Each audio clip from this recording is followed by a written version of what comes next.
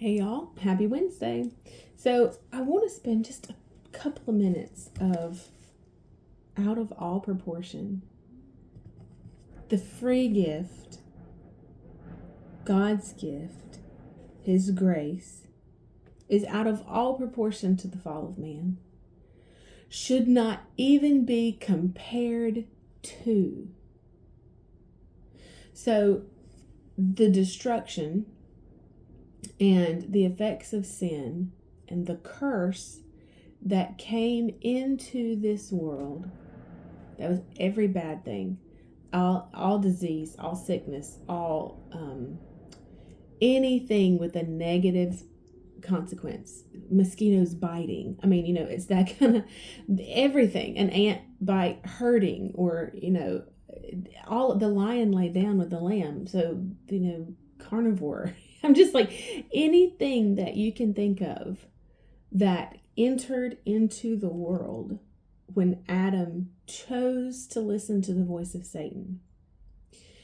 What Jesus did and his finished work is over and above, out of proportion in magnitude to what came at sin. And this, I think, is one of those places where Paul talks about in Romans 12, that we would be transformed by the renewing of our minds. In Colossians, he says, set your minds on things above, not on earthly things. And so it's hard for us sometimes because of our senses. We live in this world, and when Adam and Eve became when their eyes were opened, their eyes were really closed. And so we see with our natural eyes, we hear, touch, we experience, we have feelings. And all of that comes from what we know and understand about this present world. Well, we must meditate on the truth that Jesus' work is so magnificent that it cannot even be compared to the fall of man. And that kind of blows our minds, because we're like, okay, then I should see different in my life. If what Jesus did is so much greater and so much bigger than the fall of man, then things should look different in my life. And that's true. But we must be transformed by the renewing of our mind. And that's what God told Joshua. He says, Moses, let me just be sure I'm marked here so y'all don't have to wait for me. Moses, my servant, is dead. Get up and take his place. That's a big deal to take Moses' place. Just a little bit of a big deal. But, the Old Testament is types and shadows of the New Testament and Jesus.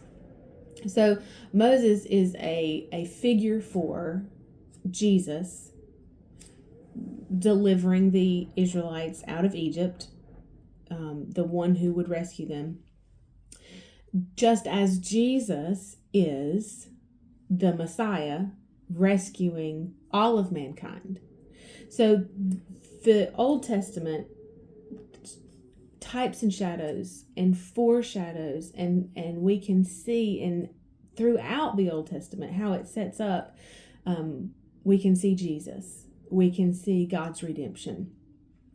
And Moses was that type and shadow in the Old Testament. So then, if that was Moses, and Moses could not enter the promised land. Moses, for unbelief, but he died before he entered the promised land. So Moses fulfilled what he could do. And then God told Joshua, take your place and let's go get Canaan. But in order, can you just see Joshua as the church? So Jesus has redeemed. He has freed. He has put us back in right standing with God, restored things, set them right. And he says, okay, let's go to the promised land. Think about that. Oh, because it's 5 minutes. We're going to talk about that tomorrow. I'm excited. I'll see you then. Bye, y'all.